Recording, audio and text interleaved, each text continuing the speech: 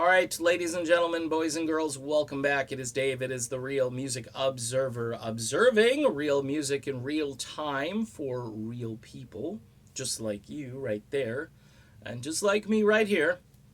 All right, so yesterday, Lindsey Buckingham took to Twitter and he was talking about the legacy of the group and how he felt that, of course, the legacy was being tarnished, and that the current thing that the band has been doing really sets things in the opposite direction from where, of course, they could be right now if Lindsey were still part of this group. Lindsey Buckingham has been contrite, he's been transparent, he's been humble.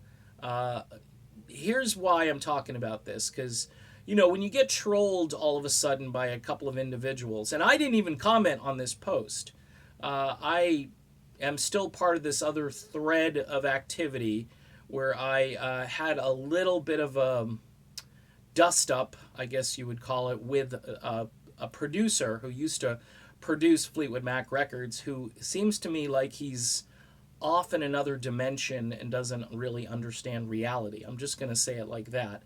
And it was very easy to dismantle his argument and then use his own words against him, which he seemed to just take gleefully and not really understand what was happening. Some people later commented that they thought the guy is starting to, maybe he's just out of it.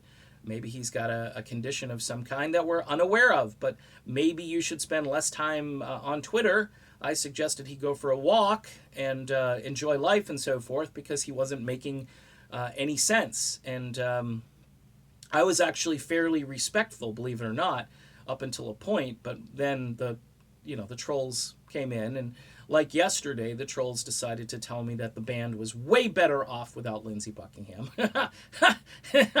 And I just have to laugh. They also mentioned to my beef with Styx, which is Styx is a better band with Dennis DeYoung. Same principle, by the way. Both of these guys, architects, great songwriters, very innovative, very smart, great musical instincts in different ways. I mean, Dennis and Lindsey are from two different planets, musically speaking, but they were equally important in making their bands special. And without them, the bands are just lackluster.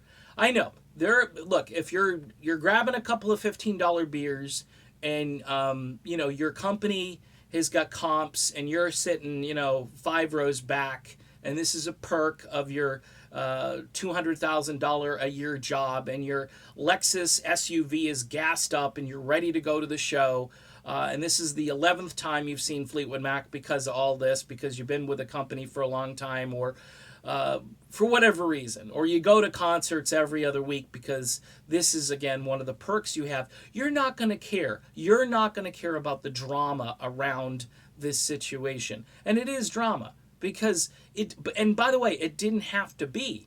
These guys could have went out like the Musketeers, all for one for all. We're all here now and we're going out in style. But instead, they chose, number one, probably an easier financial route. Although the lawsuit, which was settled, may have erased any financial gains that the other band members may have seen. But I'm sure it was easy to negotiate a contract with Neil Finn and or Mike Campbell. It's math, okay? They're not as valuable on this team as the other members are, and the other wild card, of course, in this, and I've mentioned her, and her retirement is a strong possibility, is Christine McVie. Okay, she's not happy. She wouldn't have sent that email. She said, "Screw it, I'm just going to send it. What do I have to lose? 75 years old." If they come up to me and say, get off the stage, she's going to get off the stage. And then they're in big trouble at that point. So I think she has them a little bit over a barrel. And I think she wouldn't have made that statement back to Lindsey Buckingham. But Lindsey's contention, again, and he's correct, and he's publicly said it now numerous times, that this group isn't honoring its legacy. And I'm sorry, if you're going to troll me and tell me that the band is better off without Lindsey, you really don't know rock music. You just I don't know what else to tell you. Tone deafness, maybe you should be seeing a specialist. Something needs to change in your life, maybe more bran or something. I don't know.